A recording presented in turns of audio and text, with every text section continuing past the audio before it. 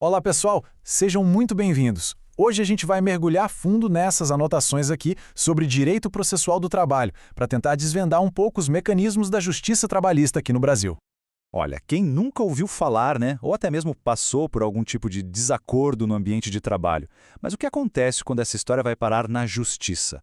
Como é que um conflito, seja ele qual for, é resolvido de fato pela lei? Para a gente entender como isso funciona, a melhor imagem é pensar que a justiça do trabalho tem, tipo, uma grande caixa de ferramentas, sabe? Para cada tipo de problema, para cada tipo de conflito, existe uma ferramenta específica, um procedimento que foi desenhado exatamente para aquela situação. E é exatamente isso que a gente vai fazer aqui. Vamos abrir essa caixa juntos e dar uma olhada em 5 dessas ferramentas que são cruciais. Vamos entender como elas funcionam, uma por uma, e, claro, quando são utilizadas. Bora lá! Então, a primeira ferramenta que a gente pega são os ritos. O que é isso? Pensa neles como se fossem os diferentes caminhos, as diferentes rotas que um processo pode seguir. Afinal, nem todo caso é igual, então os caminhos também não poderiam ser. É tipo a mesma lógica de escolher entre o caixa rápido e o caixa normal do supermercado, sabe? A escolha do caminho vai depender do valor da causa e do quão complexo o caso é. E os dois principais caixas rápidos que a gente tem são os ritos sumário e sumaríssimo. Beleza. E qual a diferença na prática? O ponto-chave é o seguinte: o rito sumaríssimo é para causas de até 40 salários mínimos e a ideia é resolver tudo numa audiência só, para agilizar mesmo. Já o rito sumário, que é para causas bem menores, de até 2 salários mínimos, ele tem uma particularidade.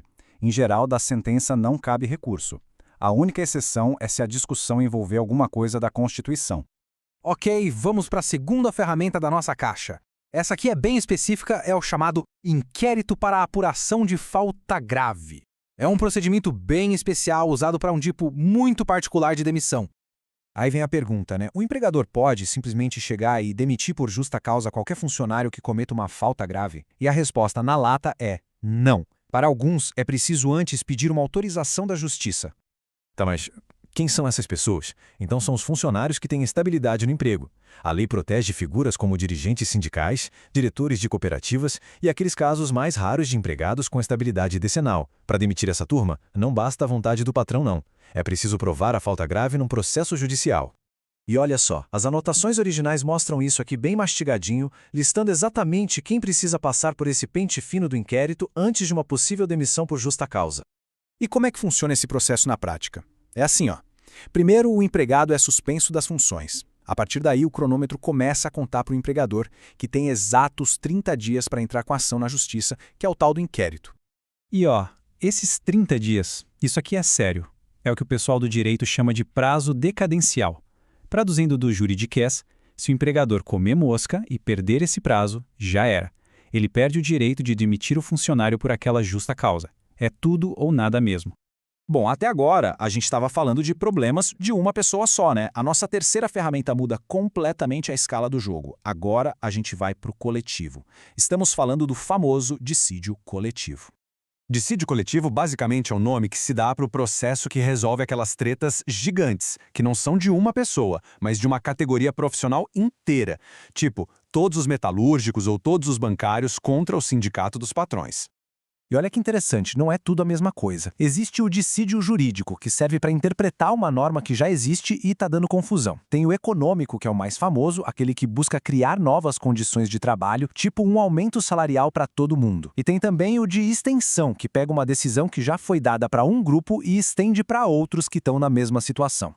E, de novo, se a gente voltar para as anotações, está tudo lá bem organizado. A distinção entre esses 3 tipos de dissídio está super clara, mostrando a lógica por trás de cada um deles.